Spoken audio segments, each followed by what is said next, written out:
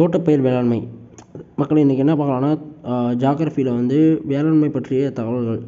தோட்டப்பயிர் விவசாயம் என்பது வணிக விவசாயத்தின் ஒரு வடிவமாகும். இதில் லாபம் கருதி பயிர்கள் வளர்க்கப்படுகின்றன. ஆண்டுகள் இன்னைக்கு ஃபுல்லாகவே வந்து ஒரு வேளாண்மை பற்றி. ஸோ என்னென்னா, இதில் ஒரு there are so many topic is there. தோட்டப்பயிர் வேளாண்மைனா என்னென்னா, பிளான்டேஷன் அக்ரிகல்ச்சர். தோட்டப்பயிர் விவசாயம் என்பது வணிக விவசாயத்தின் ஒரு வடிவமாகும். இதில் லாபம் கருதி பயிர்கள் வளர்க்கப்படுகின்றன.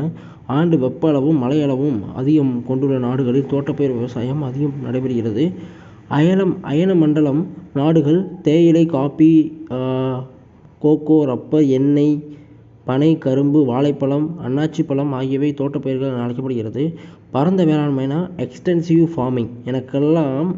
எங்கெல்லாம் சாகுபடி அளவு அதிகமாக காணப்படுகிறதோ அதே பிரதேசங்கள் பரந்த விவசாயம் காணப்படுகிறது. அரை வறண்ட பகுதிகளும் மத்திய அச்சங்களின் உச்சப்பகுதிகளிலும் விவசாய முறை காணப்படுகிறது. கோதுமை இவ்விவசாயத்தின் முக்கிய பயிராகும்.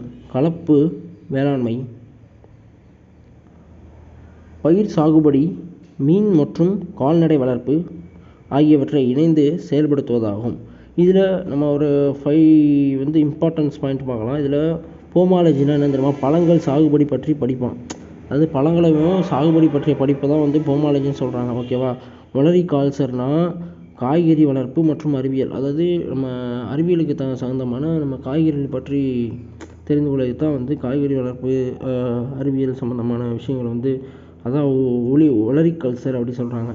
பூமரிகல்ச்சர்னால் பூக்கும் வளர்க்கும் கலை. அதாவது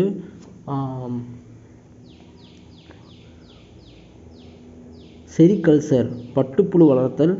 வெட்டிகல்ச்சர் திராட்சை சாகுபடி பற்றிய படிப்பு. மத்திய தரைக்கடல் வேளாண்மைனா மெடிட்டேரியன் அக்ரிகல்ச்சர். சிட்ரஸ் வகை பழங்களுக்கு இப்போது பெரும் பெயர் பெற்றது திராட்சை சாகுபடி. இப்போது தனி சிறப்பாகும். இதோட தனி சிறப்புகள் வந்து நிறைய இருக்குது மக்கள். இதெல்லாம் பார்த்தோம்னா தோட்டக்கலை இருக்குது, வான்துளியின் வேளாண்மை மாதிரிகள் 4 வகைகள் இருக்கும். முதல் வளையம், 2ஆம் வளையம், 3ஆம் வளையம், 4ஆம் வளையம். இது வந்து 4 வளையங்களை கொண்ட ஒரு ரிங்கு மாதிரி தான் செயல்படுமா.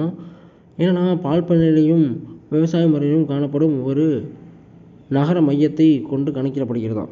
இது வந்து முதல் வளையம் வந்து அதை எப்படி சொல்கிறாங்க. 2ஆவது வளையம் என்ன சொல்கிறாங்க தெரியுமா, எரிபொருள் தேவைக்காக கட்டிடக்கலைகளையும் அதாவது எரிபொருளுக்கும் கட்டிடக்கலைக்கும் தேவையானது மரங்கள் இந்த பகுதியில் வந்து உற்பத்தி செய்யப்படுகிறதுன்னு சொல்கிறாங்க. அது 3ஆவது பாயிண்ட் என்ன சொல்கிறாங்கன்னா, மண்